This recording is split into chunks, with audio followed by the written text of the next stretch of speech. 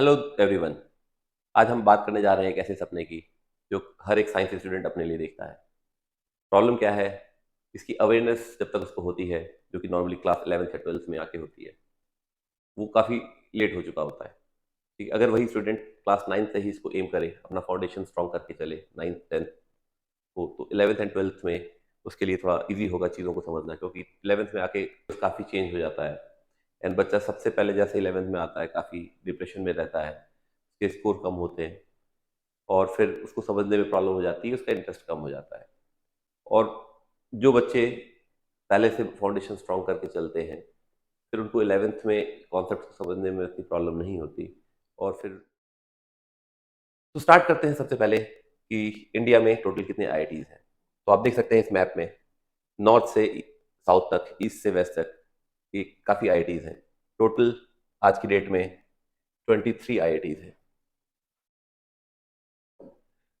कुछ साल पहले ये आईआईटीज काफ़ी कम थे, कुछ ही आईआईटी से हम लोगों के टाइम पे, एक IIT Delhi, IIT Kanpur, IIT Banaras, IIT Madras.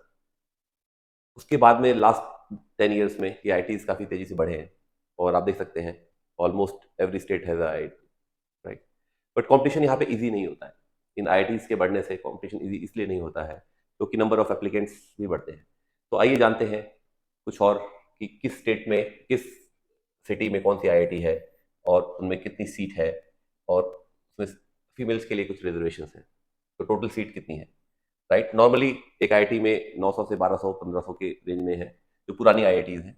आप देख सकते हैं आईआईटी बीएचयू में 1500, आईआईटी आईएसएम धनबाद में 1100, और ऊपर टॉप 5 आईआईटीज में देख सकते हैं आप, आईआईटी रुड़की में 1300, खड़गपुर में 1800, one of the oldest IIT, IIT Bombay 1300, IIT Delhi 1200, Madras 1100।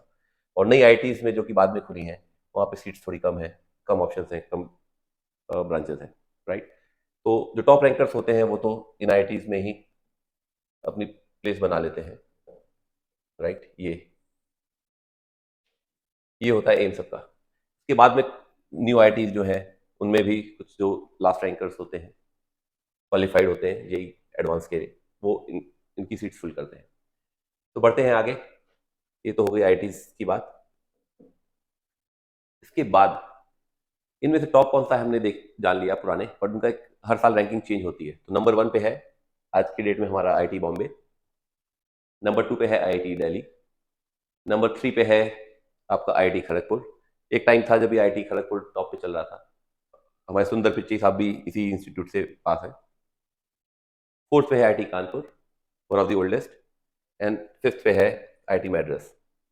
फिर बात करते हैं आईआईटी के लिए स्टार्ट कहाँ से किया जाए। सबसे पहले आती है आपकी एलिजिबिलिटी। तो देख सकते हैं एज की कोई क्राइटेरिया नहीं है इसमें, ठीक है।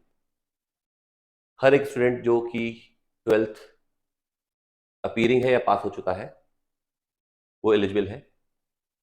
उसके सब्जेक्ट्स साइंस स्ट्रीम का होना चाहिए, science plus maths. Bio students जो होते हैं वो नॉर्मली मेडिकल के लिए जाते हैं, मैथ्स यहाँ पे कंपलसरी है।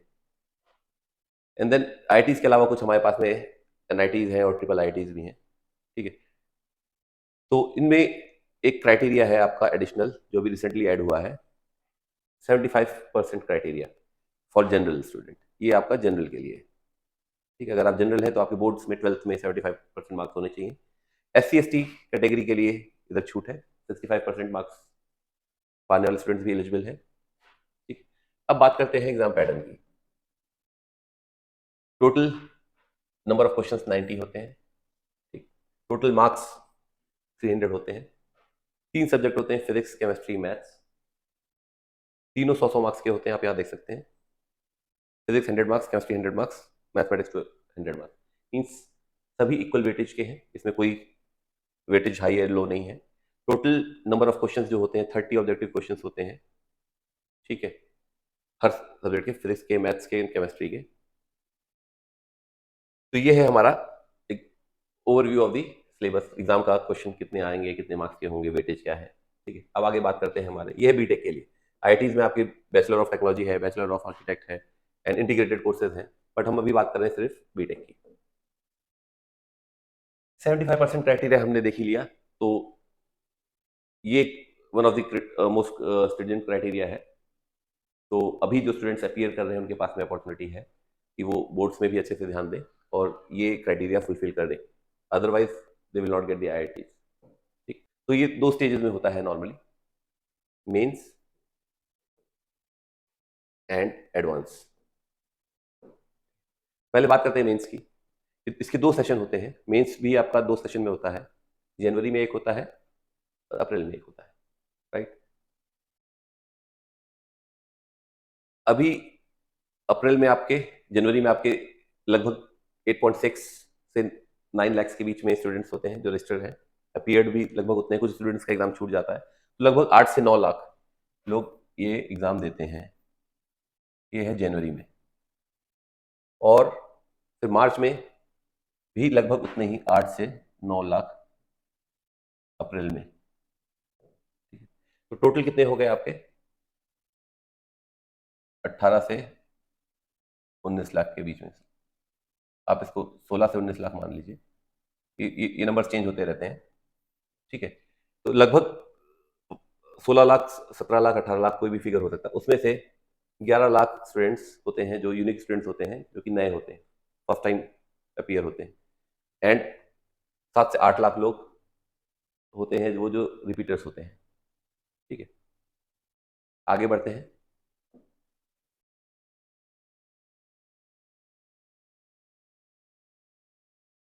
अब बात करते हैं एलिजिबिलिटी के बाद में कितने स्टूडेंट्स बैठते हैं मेंस में। तो मेंस के बाद में आपका एडवांस के लिए क्वालिफाइंग क्राइटेरिया होता है, उसका भी कट ऑफ होता है। तो वो कट ऑफ क्या है ये जानना भी बहुत जरूरी है। ये हम डेटा लेके चल रहे हैं 2013 से 2022 तक का, ठीक है। आप जैसा देख सकते हैं 2013, 14, 15 में कट ऑफ 16 तक 100 के ऊपर रहता था, ठीक है। उसके बाद ये 17 से कट ऑफ थोड़े से कम हुए, डाउन हुए, जो कि 80 से 90 की रेंज में चले गए। इसका मतलब ये नहीं है कि कंपटीशन इजी हो गया, कंपटीशन अभी भी उतना ही टफ है, स्टूडेंट्स बड़े हैं, ठीक है। लेवल ऑफ क्वेश्चंस का अप एंड डाउन होता रहता है। तो बट इन जनरल आपको 90 प्लस स्कोर करना है to qualify for the advance. आगे बढ़ते हैं। ये एक टेबल है, आप देख सकते हैं ईयर वाइज 2014 से 2022 तक कितने स्टूडेंट्स क्वालिफाई किए। तो हमने देखा कि 15 से 17 लाख, 18 लाख स्टूडेंट्स लगभग रजिस्टर करते हैं जेई के लिए, जिनमें से सिर्फ 1.5 लाख होते हैं। मीन्स हर 10 लड़के में एक लड़का ही क्वालिफाई करता है। आप दूसरे एंगल से देखें कि अगर 16.5 लाख लड़के बैठे तो 15 लाख लड़के नहीं क्वालिफाई करेंगे, सिर्फ 1.5 लाख लड़के क्वालिफाई होते हैं। ये नंबर बढ़ के अभी 2,60,000 हो गया है। बट इनमें से कुछ जो बच्चे अपीयर करते हैं एग्जाम में, वो अभी भी 2 लाख से कम है, ठीक है। तो लगभग आपको 17 लाख स्टूडेंट्स में 2 लाख स्टूडेंट्स ही एडवांस देते हैं, ठीक। अब उन 2 लाख स्टूडेंट्स में कितने लोग एडवांस क्वालिफाई होते हैं, क्या कट ऑफ है, क्या परसेंटाइल पे, क्या परसेंटेज पे कौन सा कॉलेज मिलेगा, ये स्टार्ट होता है गेम। ये और आप देख सकते हैं क्वालिफाई किए तो टोटल लगभग 40 से 42 हज़ार स्टूडेंट्स क्वालिफाई करते हैं एडवांस को। एडवांस क्वालिफाई करने के बाद में क्या होता है, किसको क्या कॉलेज मिलेगा, उसके लिए होती है कौन सी स्ट्रीम मिलेगी, उसके लिए होती है आपकी काउंसलिंग। बट काउंसलिंग पे जाने से पहले हम कुछ और इनपुट्स ले लेते हैं कि ये 40,000 के अंदर रैंक लाने के लिए आपको उन 17 लाख लड़कों में आपको किस तरह पढ़ना है, कितना पढ़ना है, किस बुक से पढ़ना है, ये गाइडेंस बहुत इंपॉर्टेंट है। आपका हार्डवर्क नो डाउट बहुत इंपॉर्टेंट क्राइटेरिया है, बट उस हार्डवर्क के साथ में स्मार्ट वर्क होना भी बहुत जरूरी है, ठीक है। आपको प्रॉपर गाइडेंस मिलना बहुत जरूरी है। कोचिंग इंस्टीट्यूट्स, मेंटर्स का यही रोल होता है। वो मेहनत आपके भी यहाँ पे मेहनत नहीं कर सकते। आप देखते होंगे वो लाखों लड़के जो किसी बड़े कोचिंग से पढ़ते हैं, उनमें से सिर्फ 100-200 का ही होता है सिलेक्शन, राइट। तो अगर कोचिंग ही सब कुछ होती तो उस सारे बच्चों का सिलेक्शन हो सकता था, राइट। तो वो मेहनत आपके ऊपर है, हम लोग सिर्फ आपको गाइड कर सकते हैं और सही डायरेक्शन दिखा सकते हैं। तो सबसे इंपॉर्टेंट इसमें होता है आपका किसी भी एग्जाम को, नॉट ओनली फॉर जेई, किसी भी एग्जाम के लिए उसका सिलेबस और एग्जाम का पैटर्न ये समझना बहुत जरूरी है। किस सब्जेक्ट से इसकी एनालिसिस भी होती है कि किस टॉपिक से किस टाइप के क्वेश्चंस आते हैं, कितने क्वेश्चंस आते हैं, ठीक है, किस लेवल के क्वेश्चंस आते हैं। तो ये इंपॉर्टेंट है आपको सिलेबस ज्यादा से ज्यादा कवर करना, ठीक है। और उन टॉपिक्स को उतनी मेहनत करना, किस टॉपिक पे कितना टाइम देना है, किस सब्जेक्ट को कितना टाइम देना है। कुछ सब्जेक्ट्स आपके इंटरेस्ट के होंगे, कुछ सब्जेक्ट्स आपके इंटरेस्ट के नहीं होंगे। तो आप सिर्फ उन सब्जेक्ट्स को पढ़ते रहेंगे अगर जिसमें आपका इंटरेस्ट है और उसको उन सब्जेक्ट्स को छोड़ देंगे जिनमें इंटरेस्ट नहीं है, तो ये आपके रैंकिंग को और सिलेक्शन को अफेक्ट कर सकता है। तो इसलिए सिलेबस और एग्जाम पैटर्न का अवेयरनेस होना बहुत जरूरी है। To start with NCERT is good, but it's not complete. You have to refer other books like H.C. Verma for concepts of physics and for other subjects. But besides that, mock-up tests, previous year question papers, very important. इससे ये मैं नहीं कहना चाहता कि वो same questions आपके repeat होते हैं इन एग्जाम्स में, हर एक क्वेश्चन इसमें नया होता है, बट ज्यादातर आपको लेवल आपको वही होता है, टाइप क्वेश्चंस का वही होता है, सिर्फ नंबर्स थोड़े बहुत इधर उधर चेंज होंगे, कॉन्सेप्ट थोड़े बहुत इधर चेंज होंगे। सबसे बड़ी बात जो होती है वो आपका टाइम मैनेजमेंट एंड स्पीड। आप जब मौका देंगे टाइम के लिमिटेशंस के साथ में, तो आपको उस प्रेशर का, एग्जाम के प्रेशर का एक आदत हैबिट बन जाएगी, जो आप एग्जाम में प्रेशर में जो गलतियां करते हैं वो कम करेंगे।